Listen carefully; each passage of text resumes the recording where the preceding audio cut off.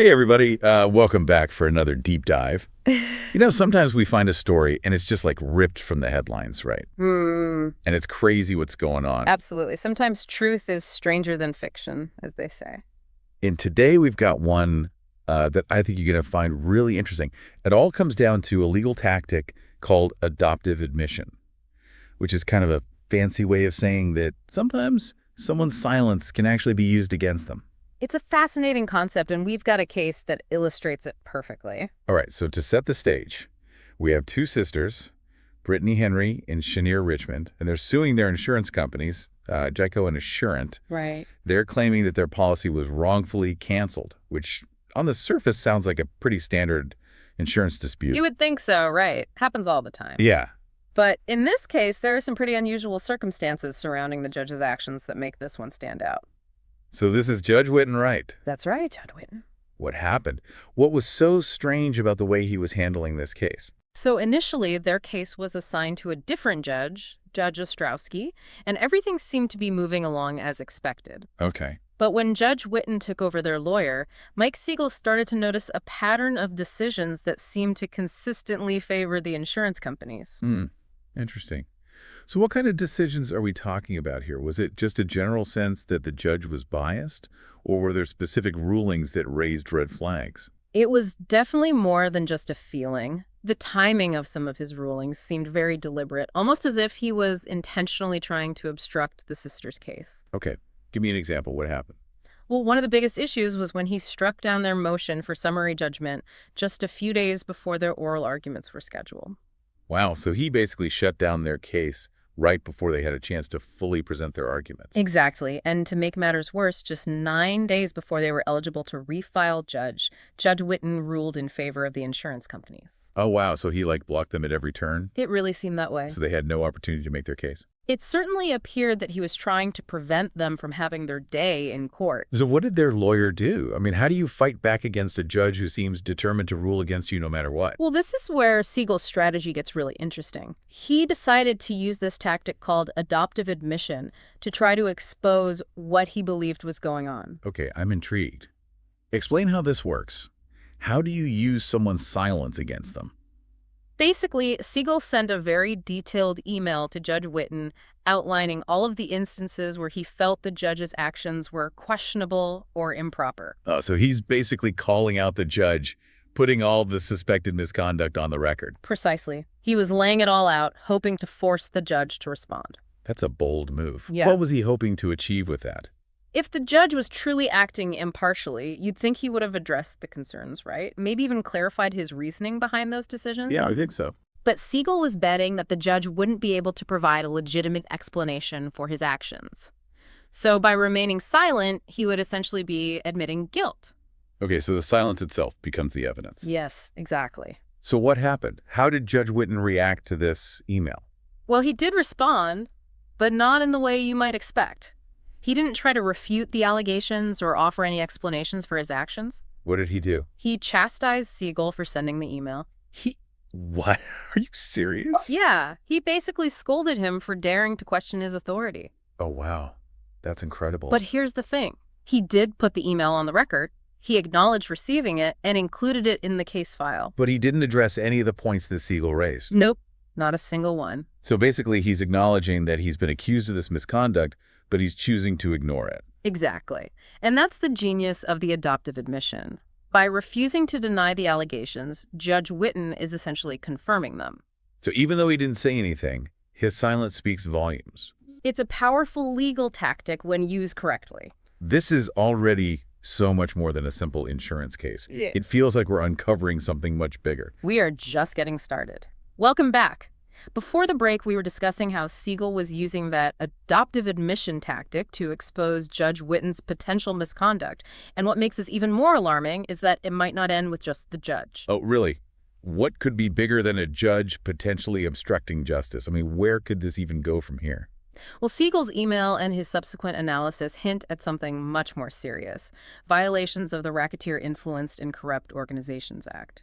ICO. Wait, isn't that usually something you hear about with like organized crime? It seems like a huge jump to go from an insurance dispute to something that serious. I know it sounds like a stretch, but ICO is a powerful tool that's designed to combat racketeering activity, which is essentially a pattern of illegal activities that are carried out for financial gain. And while we often associate RQ with the mafia or, large-scale criminal organizations, it can also apply to other situations where there's evidence of a systematic scheme to defraud or extort. So you're saying that if there's evidence of collusion between the insurance companies and the judge to like deny the sisters their claim, that could potentially be considered a form of racketeering activity. That's exactly right. Remember, we're not just talking about a single bad decision by the judge. We're talking about a pattern of rulings that seem to deliberately favor the insurance companies Yeah. and culminating in him denying the sisters their right to refile their case while also ignoring that evidence of potential fraud on the part of the defendants. Okay, I'm starting to see how this could fit into a right Q framework, especially with that evidence you mentioned about the insurance companies having the correct address all along. Yeah. But how does Siegel's strategy of using the adoptive admission, like how does that strengthen the case for IRQ violations? That's the brilliant part. The adoptive admission proves intent.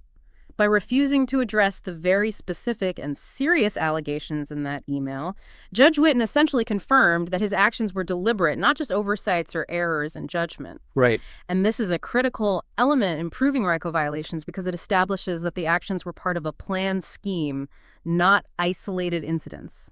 So the adoptive admission not only exposes the misconduct, but it also strengthens the argument that it was part of this larger, potentially criminal enterprise. Exactly. It takes away any plausible deniability on the judge's part. Yep. He can't claim it was an honest mistake or a simple oversight.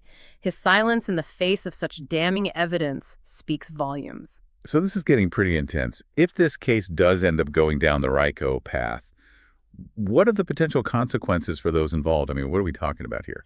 Well, RICO carries some pretty significant penalties, including hefty fines and potentially lengthy prison sentences, but it goes beyond just individual punishment. Oh, wow. A successful RICO case could trigger a much wider investigation into the practices of the insurance companies and potentially even other judges or officials who might be involved in this alleged scheme. Wow. So this seemingly straightforward insurance dispute could potentially unravel this much larger network of corruption, all thanks to one lawyer's clever use of legal strategy. It really is a testament to the power of legal maneuvering, especially when it's used to expose potential wrongdoing within systems that are supposed to uphold justice and fairness. Yeah, it's pretty unsettling to think that this kind of corruption might be lurking beneath the surface. It makes you wonder how widespread this sort of behavior might be. It's a valid concern. This case definitely raises a lot of questions about the integrity of our legal system and the potential for those in positions of power to abuse that power for personal gain. It does. So this has been a really eye-opening discussion. We'll be right back after a quick break to explore the wider implications of this case and what it means for the fight against corporate power and judicial misconduct. All right, we are back. And, this case has really gotten me thinking about the bigger picture here. We've gone from this seemingly straightforward insurance dispute to potential RICO violations and a judge whose actions seem to really undermine the very principles of our justice system. It really is a stark reminder that due process, this idea that everyone deserves a fair hearing and impartial judgment, isn't just some theoretical concept. It's really the bedrock of a functioning legal system. And when it's compromised, the consequences can be huge. Yeah, it's easy to take those rights for granted until you see them being disregarded, especially by someone in a position of authority like a judge. Judge Whitten's actions, if they are indeed part of a deliberate scheme, they really strike at the very heart of what we expect from our judicial system. Absolutely. When a judge appears to be biased or worse, potentially complicit in a scheme to defraud individuals, it really erodes public trust in the entire system. People need to believe that when they go to court, they'll have a fair chance to present their case, regardless of who they're up against. And what about Brittany and Chenier? I mean, they've been fighting for what they believe is rightfully theirs, only to be met with obstacles at every turn. It's a reminder that even in a system that's supposed to protect the rights of individuals, those with power and resources can sometimes manipulate the system to their advantage. Their story really highlights the vital role of legal representation. Without a lawyer like Mike Siegel who was willing to think creatively and use a tactic like the adoptive admission, they might have been completely shut out. It's a reminder that access to skilled legal counsel can be the difference between getting justice and being denied your rights. Makes you wonder how many other people out there might have been victims of similar schemes, especially when dealing with large corporations like insurance companies. Yeah, if these allegations against Geico and Assurant turn out to be true, it could trigger a wave of lawsuits from other policyholders who believe they were treated unfairly. It could even lead to regulatory reforms and increased scrutiny of the insurance industry as a whole. It's unsettling to think that this could be just the tip of the iceberg, that this type of corruption might be more widespread than we realize. That's why cases like this are so important. They shine a light on potentially systemic issues and force us to confront uncomfortable truths about the institutions we rely on. Siegel's willingness to challenge a judge's actions, to think outside the box and employ such a clever strategy is really inspiring. It shows that even in the face of seemingly insurmountable power, individuals can fight back and demand accountability. It's a reminder that we all have a role to play in ensuring the integrity of our institutions. We can't be complacent. We have to be vigilant about holding those in power accountable, and we have to support those who are fighting for justice even when it's difficult. Well, this deep dive has been incredibly thought-provoking. We've uncovered so much more than just a legal battle. It's a story about power corruption and the importance of fighting for fairness and due process. It's a reminder that justice isn't always served automatically. Sometimes it takes courage, creativity, and a willingness to challenge the status quo to ensure that everyone gets a fair shake. We hope this episode has given you a lot to think about. What would you do if you found yourself in a situation like Brittany and Cheniers? How far would you go to fight for what's right? Until next time, keep questioning, keep learning, and keep diving deep.